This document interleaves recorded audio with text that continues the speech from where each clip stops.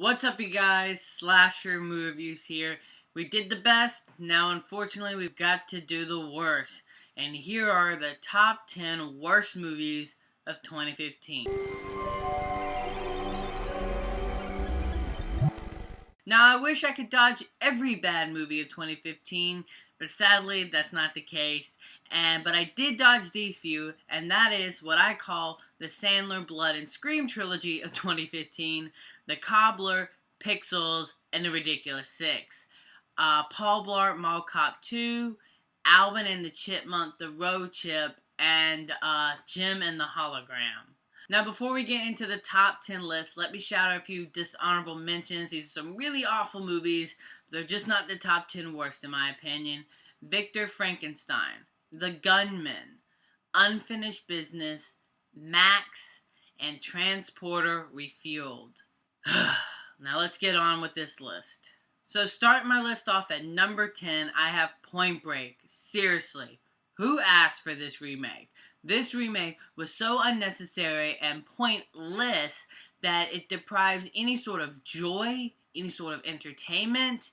I mean, this movie was so boring, it lacks any real logic, and but heaven forbid, let's have a full 5-minute sequence of just Teresa Palmer swimming underwater. Number 9 is Hitman Agent 47. Man, was this movie boring. I was so bored while watching this movie, and I hate to use the criticism boring because it makes it feel like you're neglecting all these other things. But let me tell you guys, the action sequences never entertained me, never pulled any interest into it. I found myself falling asleep during this movie thanks to the wooden acting and performances. I mean, they tried to regenerate this franchise again, and once again, it has failed. Hitman is just not meant to be a film franchise. Number 8 is Mordecai. Look, there was an era in my life where I used to be excited for a Johnny Depp picture. That era has ended because this movie was a travesty, and I am just honestly at this point sick of Johnny Depp because he's always doing the same schmick every single time, and this is just honestly the worst of the worst. Every joke falls extremely flat on its face, and it's almost painful to watch at how unfunny it actually all is. Number 7 is Seventh Son. I swear I did not do that on purpose, you guys. Look, you guys, can we stop trying to recapture Lord of the Rings? Your fantasy film is not gonna be Lord of the Rings. This is Lord of the Rings, but extremely light and dumbed down. It's so stupid, and the acting in this movie is either over the top or extremely bad. And even Alicia Vikander, who ended up having a pretty awesome year in 2015, this was not her movie. Number 6 is Pan. Now, I don't know where I saw this statement at, but man, is it so true.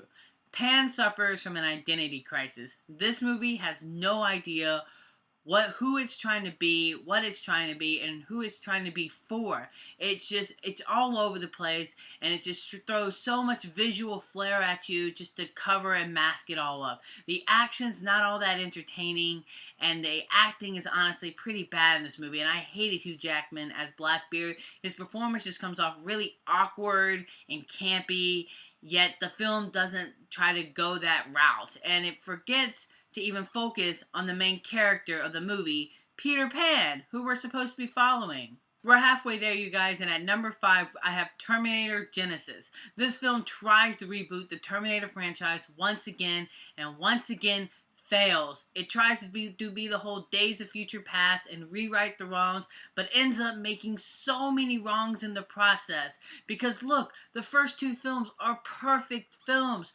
Don't go back to that era. Yet, by going back, it makes the plot line extremely confusing, and the plot holes seem endless throughout this film. And even Arnold Schwarzenegger, in my humble opinion, isn't all that entertaining in this movie. Number 4 is Black Hat.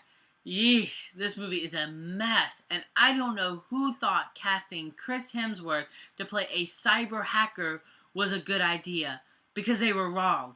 The acting in this movie is extremely bad and awful. The movie overall is dull and lacking any sort of interest. I thought it was poorly directed. I didn't like the audio in this movie. Just everything in this movie was just extremely bad.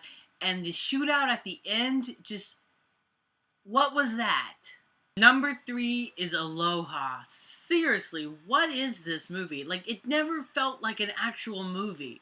It felt like Cameron Crowe was on some LSD trip the whole time in Hawaii, and he just spliced together and shot all these different things and just threw them together, because this movie is extremely tone deaf, is like poorly edited, and everyone in this movie, like, I don't understand the roles and what they were doing.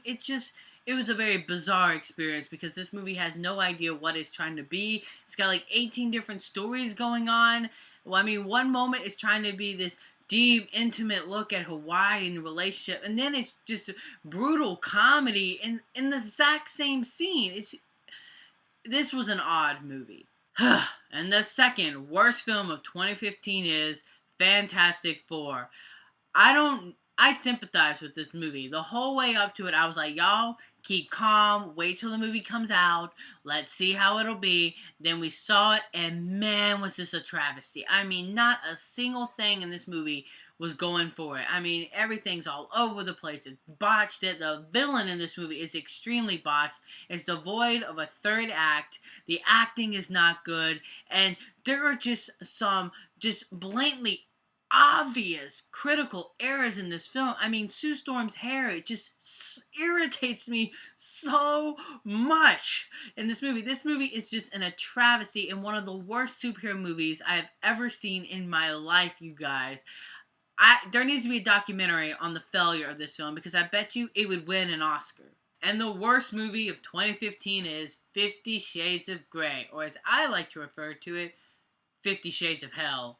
Oh my god, was this movie in a travesty, to say the least. I mean, it gives probably the worst chemistry I've seen two actors give in this movie, and everything in this movie just sucks. I mean, everyone went to go see this movie for, honestly, the sex and the BDSM, and even that stuff comes off extremely awkward, tamed, and at times unintentionally funny. I mean, this movie is just extremely bad, and the fact that they're still gonna go and make the 2 sequels to this movie, it's extremely baffling. So there you unfortunately have it. Those are my top 10 worst films of 2015, you guys. Let me know in the comment section below what movies you hated in 2015. And until next time, you guys, I'm the Slasher Movie Reviewer, and you guys have just been slashed.